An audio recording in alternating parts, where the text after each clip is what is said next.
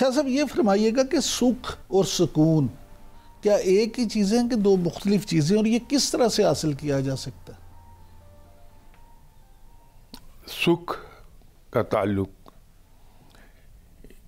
انسان کے دنیاوی معاملات سے ہے، اس کے جسم سے ہے۔ سکون کلیتاً روحانی چیز ہے۔ سکون ایک ہی حالت میں آدمی کو حاصل ہوتا ہے جب وہ اللہ کی بتائی ہوئی راہ پر چلتا ہے تو اس کے اندر سکون بھرا ہوتا ہے، اور سکھ جو ہے وہ کلیتاً جسم سے اس کا تعلق ہے۔ شاہ صاحب اللہ کے ولی کی پہچان کیا ہے؟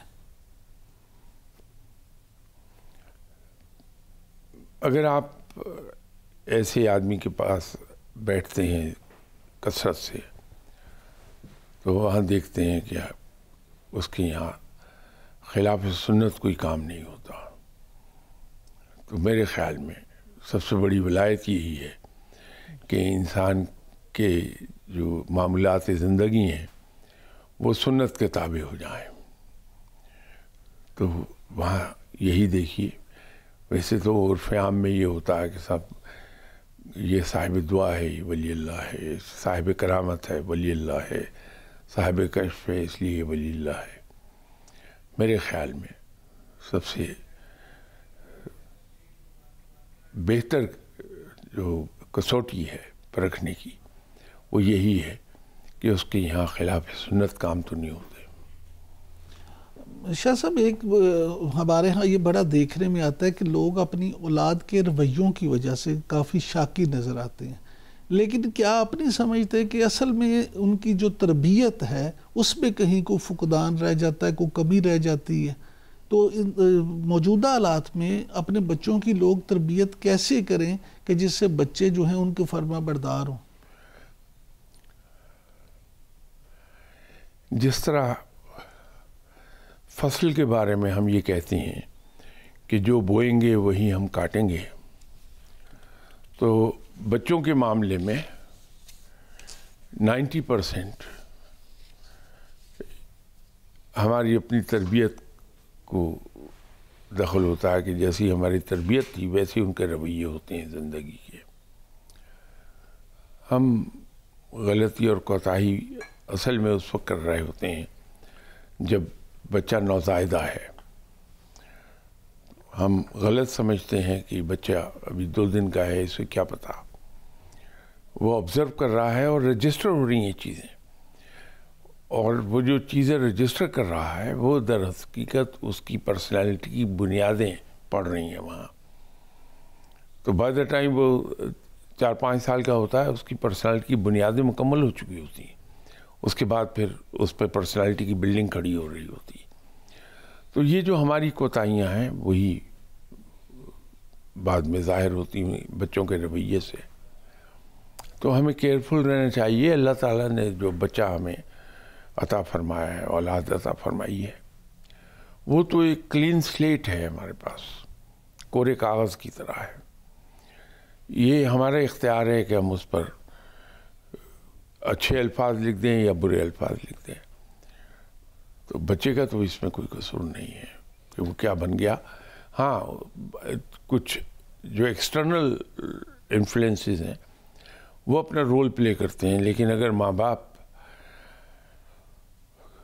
آنکھیں کھول کے بیٹھے ہیں تو وہ پریونٹ کر لیتے ہیں فوراً ہی۔ بچے کے رویے سے پتہ لگ جاتا کہ باہر جو انفلوئنسز اس پہ کام کر رہے ہیں وہ زور پکڑنے لگے ہیں، تو وہ وہیں شروع ہی میں اس کو کنٹرول کر لیتا ہے۔ لیکن شاہ صاحب اگر ایک باپ خود اپنے بچے سے یہ کہتا ہے کہ جا کے باہر کہہ دو کہ ابو گھر پہ نہیں ہے، تو پھر وہ بچے سے اچھے رویے کی کس طرح سے امید کرے؟ یہی میں عرض کر رہا تھا آپ سے کہ وہ تو کوری سلیٹ تھا ہمارے پاس، بالکل کلین سلیٹ۔ جو کچھ ہم نے اس پر لکھا ہے وہی ہمیں پڑھنے کو ملے گا۔ تو جب ہم بچوں کے ساتھ یہ رویہ رکھتے ہیں جو آپ نے فرمایا، تو پھر وہ بچہ بڑا ہو کے وہ غلط بیانی ہی کرے گا۔ تو ماں باپ اگر محتاط رہتے ہیں اور حد الوسع کوشش کرتے ہیں کہ بچے کی تربیت ٹھیک کر دیں، تو 90% چانسز یہی ہیں کہ بچہ بڑا اچھا نکلے گا۔ شاہ صاحب یہ فرمائیے گا کہ تقدیر کیا ہے؟ کیا واقعی تقدیر میں سب کچھ لکھ دیا گیا ہے؟ نہیں، ایسا نہیں ہے۔ اگر قدر و جبر کا معاملہ ایسا ہوتا کہ انسان مجبور محض ہوتا تقدیر کے ہاتھوں میں، تو پھر اس سے حساب کتاب نہیں مانگا جاتا، کیونکہ انسان کی یا کسی کی بھی اکاؤنٹیبلٹی ایک ہی صورت میں ہوتی ہے جب اس کے ہاتھ میں اختیار ہو۔ تو تقدیر کے دو حصے ہیں، ایک تقدیر مبرم ہے، یہ بڑا چھوٹا حصہ ہے تقدیر کا، وہ لکھ دیا گیا کہ موت کا وقت، موت کا طریقہ، موت کا مقام، عزت و ذلت، رزق، یہ تقدیر مبرم کا حصہ ہے، لیکن چھوٹا ہے۔ باقی تقدیر معلق ہے، اس کا اختیار پاس ہے، رب نے جو عطا فرمایا۔ تو آپ تقدیر معلق والا حصہ جو 95% آف دی ٹوٹل تقدیر ہے، وہ انسان خود لکھتا ہے۔ تو جو کچھ وہ کر رہا ہے، جو کچھ اس کے رویے ہیں، وہ اپنی تقدیر اس کے مطابق لکھ رہا ہے، اس کی اکاؤنٹیبلٹی ہے۔ شاہ صاحب یہ فرمائیے گا کہ کیا تمام بیماریوں کا حل روحانی طریقے سے ممکن ہے؟ کیا تمام بیماریوں کا علاج روحانی طریقے سے ممکن ہے؟ اب ہوتا ہے، لیکن ہمیں ایک چیز یاد رکھنی چاہیے، دعا اور روحانی علاج بالکل اپنی جگہ صحیح ہیں، لیکن آپ صلی اللہ علیہ وسلم کا فرمان سب پر فضیلت رکھتا ہے کہ جب بیمار ہوں تو اپنا علاج کرائیے۔ تو ہمیں کرنا یہ چاہیے کہ اپنا علاج بھی کرائیں، پلس دعا، اس سے ہم مدد لیں تو اللہ تعالیٰ شفا دینے والا ہے۔ استخارہ کیا ہے؟ آسان لفظوں میں اگر یہ کہہ لیں کہ اللہ سے ہم ریکویسٹ کرتے ہیں کہ میں یہ کام کرنے لگا ہوں تو اس میں برکت دے دے۔ تو اس کے جواب میں جو کچھ انسان خواب میں دیکھتا ہے، اس کی انٹرپریٹیشن جو کرتا ہے، وہ یہ ٹوٹل پروسیس استخارہ ہے۔ لیکن شاہ صاحب بہت سارے لوگ ہیں جو استخارے کی کوشش کرتے ہیں لیکن انہیں کوئی خواب نظر نہیں آتا۔ وہ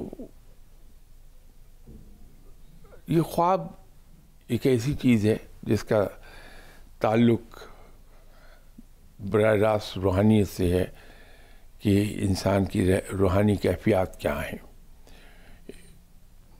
اور خواب کس وقت دیکھا گیا، رات کے کس حصے میں دیکھا گیا۔ جو سونے کے فوراً بعد خواب آتے ہیں 1-2 گھنٹے میں، وہ خواب عام طور پر ہمارے ڈائجسشن سسٹم کے نتیجے میں، اس کے کام کے نتیجے میں سامنے آتے ہیں۔